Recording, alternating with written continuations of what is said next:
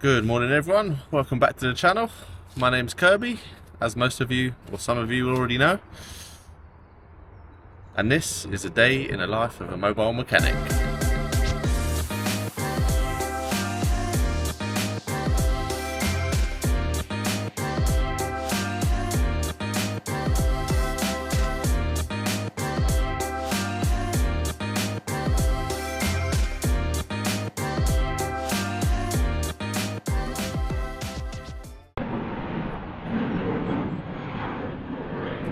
And today, first job is this Vauxhall Corsa.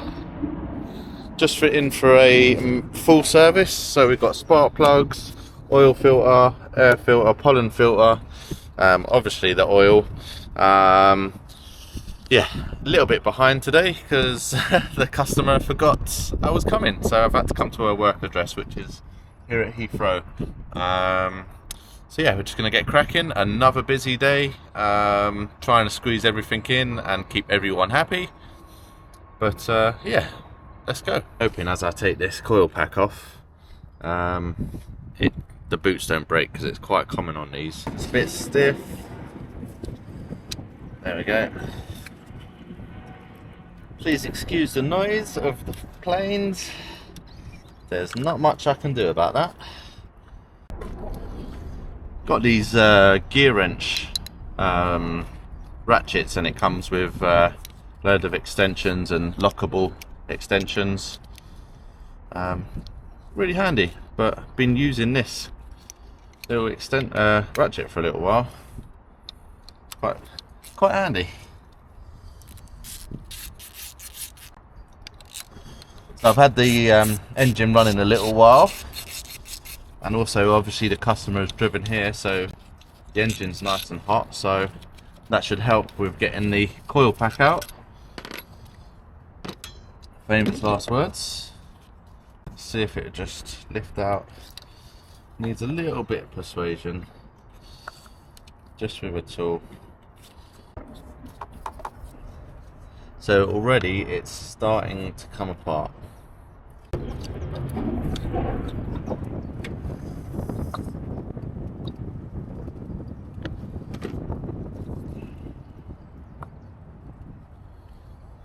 Okay, right, we're going to have to take them out individually, so you can see they've all just stuck in there. So I've put a bit of WD down the inside where the spark plug is. That's 2. That's 3. That one was easy. So we've got them all out, ready to get the spark plugs out.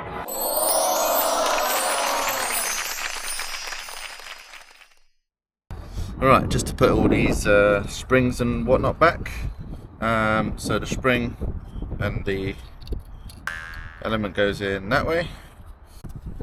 I've just cleaned out these rubber boots with some electrical cleaner just to get the WD-40 off of there, and then pop that on there, and then they should all look like that. Right, oil is draining. We've cracked off the oil filter, change the air filter, we'll go inside, do the pollen filter, check the car, get out of here. Next one. Filter, this is the old one. Looks fairly fresh, apart from in there. We'll give that a little hoover out. New filter going in. We've hoovered it, even though it doesn't really look like it, but all the big bits are out. Put that in there. Make sure it's sitting nice. There we go, we're running. No misfires. Right, last thing. Obviously, we're back down on the floor.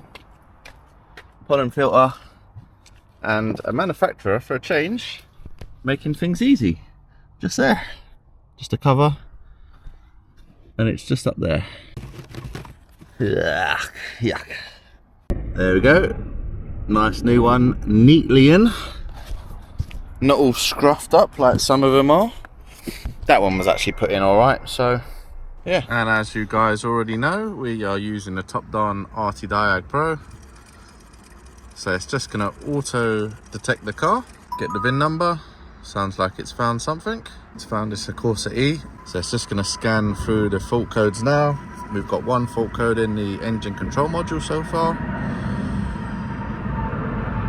2 in the electronic brake control module, even though it's got a handbrake. So I don't know what's that all about. Finished nice and quick. So this is the report. We're just going to go back there. Fuel trim system lean, and we've got communication faults on that. So nothing to worry about there. This fuel system too lean. We will have to check out another day, but there's no engine light on the dash. Customer hasn't complained of anything, so we're just going to clear those codes. Alright, so we go back. Lovely. We're just going to go back and back again. So into services, oil resets,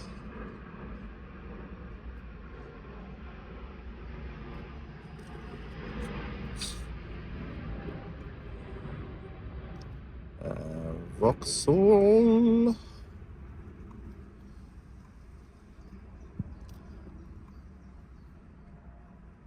engine oil life resets. It's at 32%. We will reset that. 100% now. We'll go back, and that should be it. My go-to computer at the minute. That's it. Job done. Finish off with the service sticker to remind them, even though it comes up on there. And then obviously the curbside air freshener. We've left them a spare. Job done. Let's get on to the next one. Right, so that service is done. Obviously I didn't show you too much. It's just a service. Let me know in the comment section if you want me to maybe do a more detailed video of what goes on in a service, what you check. You know, let me know in the comments. But now we're on our way to our next job, and I don't actually know what car it is.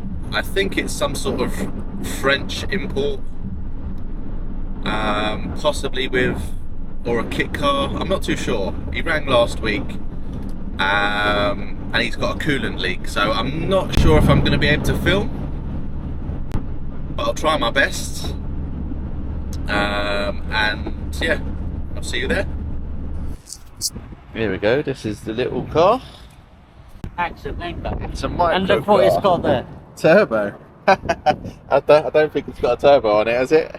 Well, I don't know. You could just see. Why so they put it on there? This has got a 500cc engine. 500cc, yeah. So you can drive this on a bike license. Motorcycle license, yeah.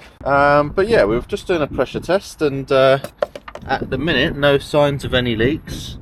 There's a bit of a burning smell, but there is a bit of oil just down the front here. Right. And also this belt here is just a bit frayed, so we might need one of those. Right. And I'm not quite sure what this is at the bottom, but it's got some sort of play in it. But what we'll do, we'll take that off and then we'll run it and see. Okay.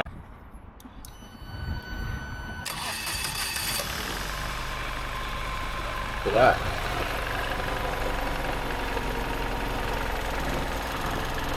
So that belt currently doesn't spin. Right. I'm wondering what that is. Oh yeah, I mean, I wonder if it's got whatever that runs. Yeah. Oh, maybe that's to do with the running gear. So maybe that starts running once it's driving. Yeah. Like a clutch. Yeah. Right, so we've got a couple of issues going on. You've got the oil leak down here, so we've cleaned that up. The only place it really can leak is from underneath this filter, because all of this looks clean, so this probably looks like old oil from where this has been repaired, or it was quite wet just around the dipstick. So clean that all up. It's not leaking any coolant. We think it's overheating and then coming out of the cap. Right, that one we established it was the thermostat, so he's going to get the parts for that, because God knows where you get parts for those things. So we're just going back to this VW Crafter. I put a starter motor on it maybe 6 months ago, maybe less than that.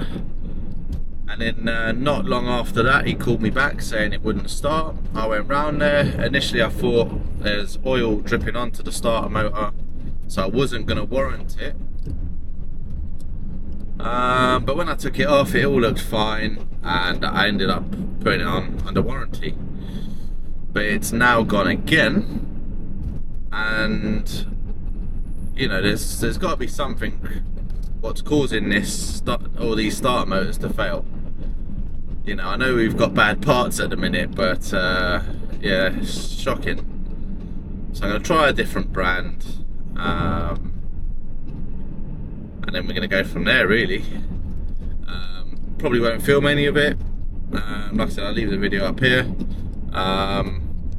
Customer, I'm just about to pick him up because it broke down a little way from his house. So I said I'll pick him up and I'll just go and slap it in. So yeah, we'll see you there. Or not. Maybe at the next one after that. Because yes, I've still got another job after that to do. Well, this is hardly the most ideal place to be doing it, in a bus lay-by, but let's crack on. Alright, so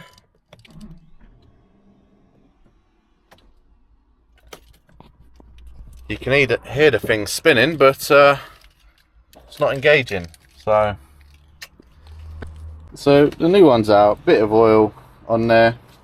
Don't know if it makes a difference, but that's quite easy to pull out. That's quite stiff to pull out. I don't know. I've never opened up an alternator starter motor, to be honest, so God knows. It's never easy. So basically the dowels that sit in here, like the new ones, is stuck in the gearbox. So I'm trying to get these ones out, but they're quite tough to get out because they're sort of pressed in. Right, so I'm effing and jeffing. The new one is in.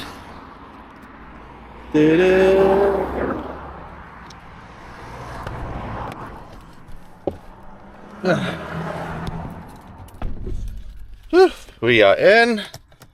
Let's try it. Starts up.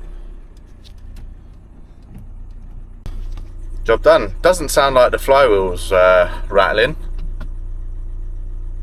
because I thought that maybe is a case, but I think he mentioned a hard start once it's hot, so maybe that's it, it's just worn out.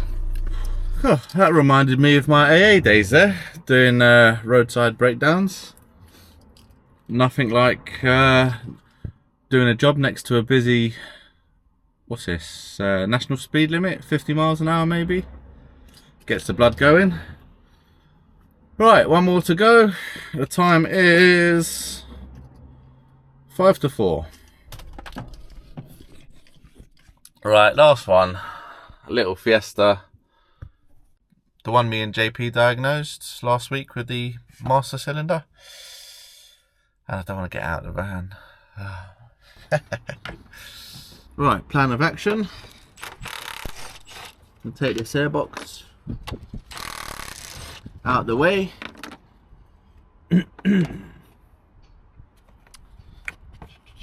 Just so we can get hands down there.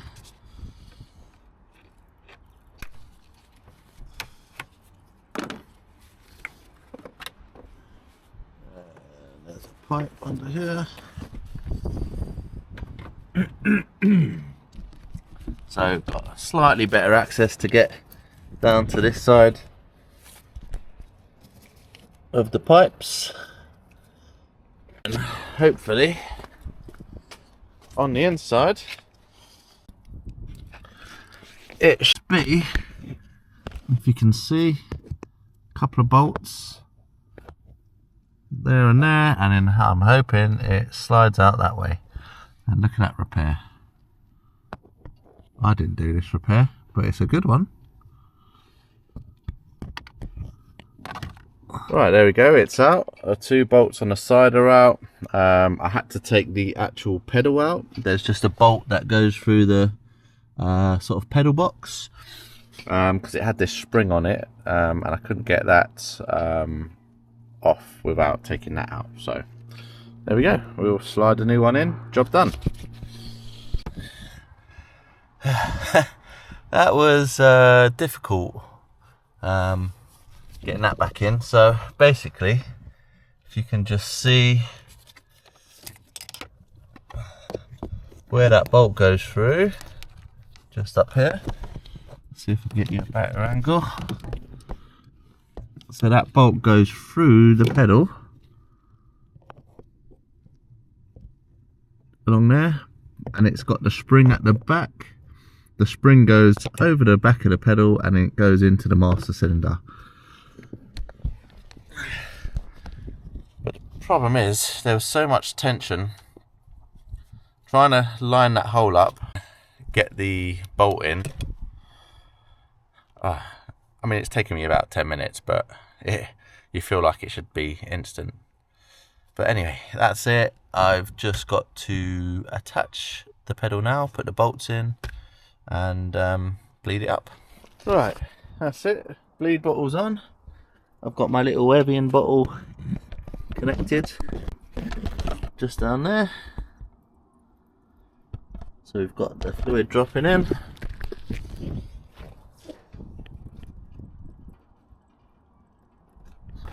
And then we should be good to go. And that's where I'm going to end today's video. So yeah, if you've enjoyed that, drop me a comment, subscribe, give the video a like. Let's make a new target. I did have a target of 5,000 by June, soon smash past that, so let's go for 15,000 by August.